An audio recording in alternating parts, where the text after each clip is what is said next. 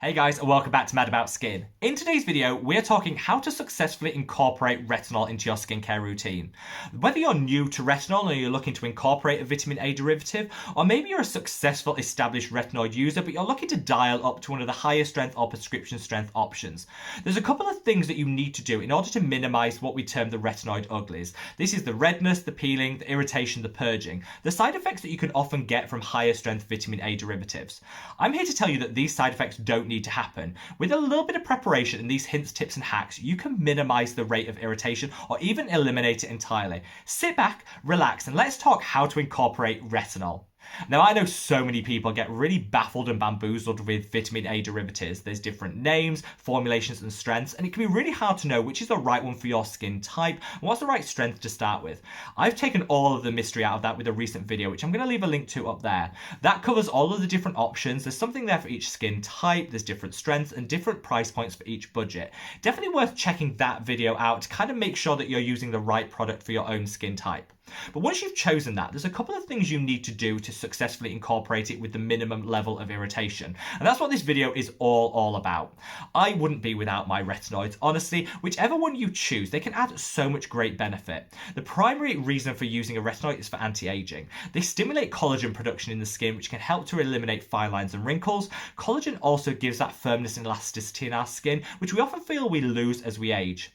They'll also increase the rate of cellular turnover, which is fantastic if you have hyperpigmentation, because by turning over the rate of cellular renewal, it'll help to eliminate some of that excess pigment, giving it all over more even complexion.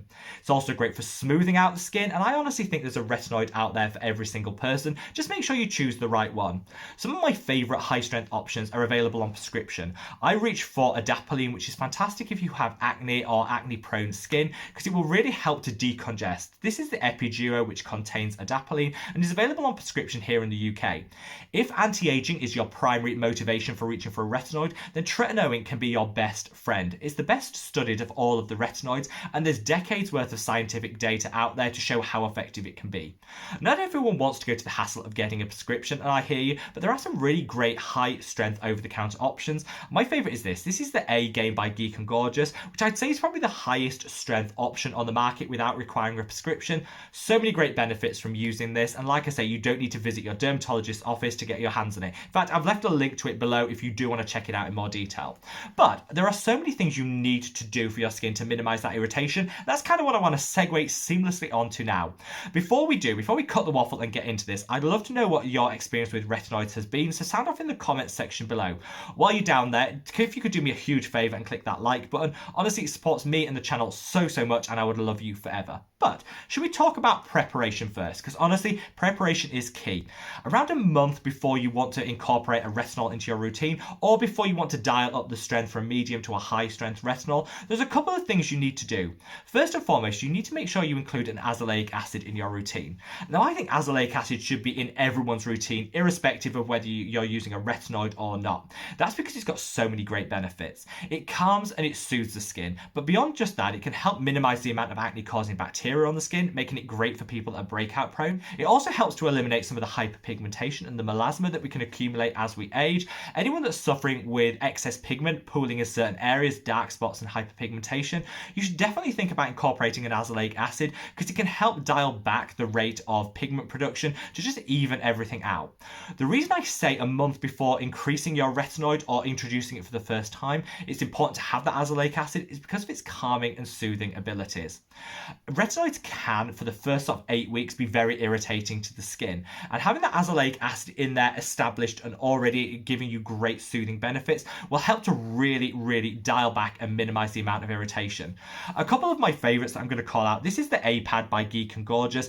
I love this because it's a derivative, so it's super gentle. So for anyone that's a little bit worried about first incorporating azelaic acid, use this one, because honestly, zero irritation and you get all the great calming and soothing benefits from it from about 1 week into using the product.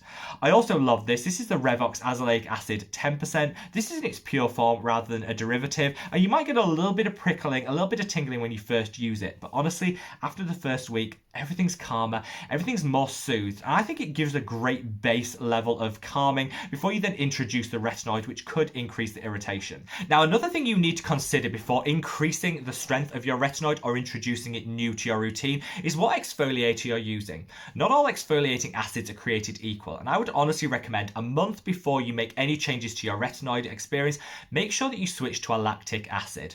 I love lactic acid because not only is it a really effective exfoliant, it's also a humectant, so it will help retain the moisture in the skin. Retinoids can be a little bit drying and stripping to our skin, which can again increase the rate of irritation. So by switching to lactic acid, it still gives all the great exfoliation benefits, but it'll increase the amount of hydration in the skin, which is so important. I use this, which is the ordinary lactic acid to 10%, though they also do a 5% if you want something that's a little bit more gentle. It's really important to still exfoliate the month before you're using your retinoid, but also whilst you're using it itself. This will minimize the amount of purging that you get because exfoliants also increase the rate of cellular turnover. I honestly wouldn't recommend you use an exfoliant in the same routine as your retinoid. Use the exfoliant in the morning and the retinoid in the evening, and I'd probably only exfoliate twice a week. You really don't need to do it that often when you've got a retinoid in your skincare routine, but it can really help to lock in some of that hydration and minimize the overall amount of purging that you're going to get if you incorporate a lactic acid a month before dialing up or introducing your retinoid. So I feel like we're almost there. We've done all the preparation work and we've chosen the right retinoid for our skin type. There are, however, a couple of things you need to do once you dial up the strength or introduce a retinoid. And there's a couple of things you need to switch up in your skincare routine. First and foremost, I would definitely recommend you use a facial oil on the nights that you introduce a retinoid. The reason I say this is super important is because retinoids, again, are stripping and drying for the skin. A moisturizer alone might not give us enough hydration, and I think adding a bit of extra occlusivity to kind of lock in a layer of hydration is a really good way of just minimizing any of the dryness and the irritation from an increased retinoid usage. Facial oils can be a little bit scary, particularly for people with oily, breakout prone skin, but honestly, there's one out there for everyone. I captured the best for each skin type in a recent video, which I'll link up there.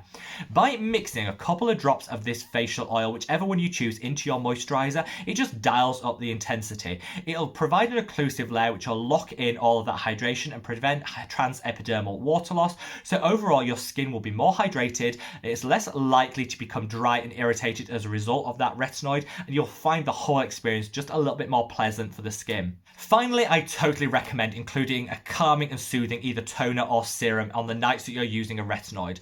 That's because, again, by dialing up the rate of cellular turnover, retinoids can increase a little bit of irritation and sensitivity in our skin. You want to offset that with some calming and soothing ingredients. You've already got the azelaic acid that should have been working for your skin a month before you introduced or dialed up your retinoid, but on the nights that you use it, I would recommend including something like this. This is the Stress Less Serum by Geek and Gorgeous, which is one of my holy grail favorites. This uses beta-glucans, which is an oat derivative, to calm, soothe, and minimize inflammation. There are other ingredients that will minimize inflammation as well. I'm talking Centella asiatica, the oatmeal that I've just referenced, and also a low-strength salicylic acid can also help. All these things will minimize the irritation, minimize the inflammation that you're seeing in the skin, and make for an all-over more pleasant introduction to retinoid. This is my absolute favorite, but I'll link some other calming and soothing serums and toners down below if you want to explore the market in a little bit more detail. Hopefully this has given you a little bit of a hint, a heads up of how you can successfully increase the amount of retinoid you're using or introduce it for the first time. Definitely preparation is key, and using that azelaic acid and making sure that you switch up your exfoliator is going to give you the most benefit when it comes to eliminating irritation. But when you introduce or dial up the strength on those nights, definitely make sure that you're maximizing the hydration potential of your routine by including a facial oil, and also calm and soothe everything down. Show the skin some TLC with a calming and soothing serum or toner, and definitely check out the ones I've linked below for some of my absolute favorites. Hopefully this will make your retinoid journey just that little bit smoother, and I wish I'd known all of this when I started on my own journey, because I suffered with all of the purging, the redness, the peeling, and the irritation. But since incorporating these steps, honestly, it's vastly reduced. I can honestly say some people might not even experience any irritation at all if you follow these bits of advice. I'd love to know your experience with retinoid, so share your own journey in the comment section below, and wherever you are in the world, guys, stay safe, stay well, and love your skin. Take care. Bye.